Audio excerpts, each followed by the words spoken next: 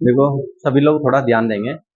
अपन यात्रा करते हैं, यात्रा के दौरान आजकल ट्रेनों में क्या हो रहा है, बहुत ज़्यादा चोरियाँ बढ़ गई है। ठीक है, भीड़ बहुत ज़्यादा हो गई है, छुट्टियाँ पड़ी है, सब लोग अपने आने जाने में गंदा, अपनी कोई रिश्तेदारी में जा रहा है, कोई कहीं जा रहा है। ठीक है, अपने को क्या है, थोड़ी दो चार पॉइंटों को ध्यान रखना है।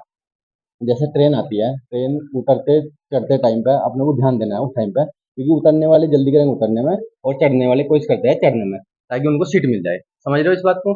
तो उस टाइम पे क्या रहता है, चोरी करने की संभावना ज़्यादा रहती है, मतलब चोरी सामान जल्दी ऐसी संभावना बढ़ जाती है, मतलब कोई चोरी करने के लिए आया, उस टाइम भीड़ के दौरान वो जल्दी पर्स को निकाल लेगा, या लेडीज पर्स साइड में रहता है ना, जैसे उससे मोबाइल निकालना, जेंट्स पर्स रहता है उसको निकालना, जेब में से मोबाइल निकालना, ऐसा संभावना ज़्यादा रहती है, मतलब।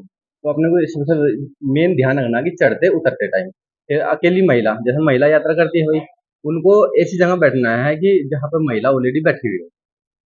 और एक मेन पॉइंट ये है, अपना सामान जैसे साथ में रखते हैं ना, जैसे पर्स हो गया और बैग हो गए, जहाँ अपन बैठते हैं, अपन उस सामान को उसी वहीं पर रखना है, मतलब या ऊपर सीट रहती है उस पर रखो, या अपने पास में नीचे रखो।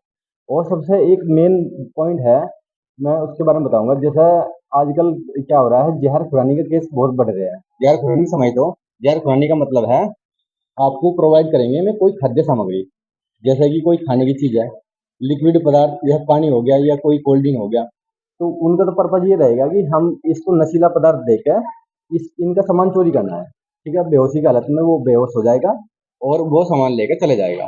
तो अपने को ध्यान रखना है कि किसी से भी लेकर कुछ भी नहीं खाना।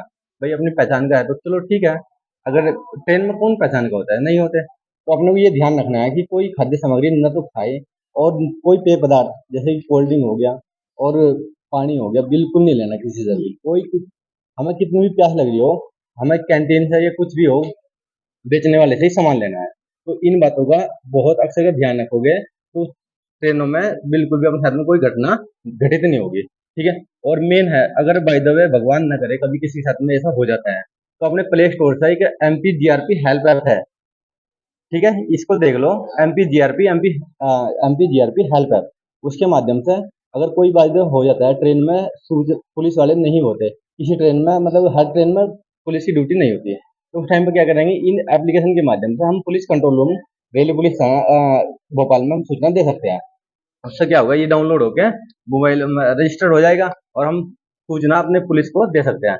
उसे उधर से बैक कॉल आएगी, मैं आपसे बात करेंगे, आप पूछेंगे, तो आप जो भी अपने साथ में होगा उसके बारे में आप बताओगे। ठीक है, इन बातों का आप ध्यान रखना कि चढ़ते, हाँ मैं बताऊंगा बताऊंगा।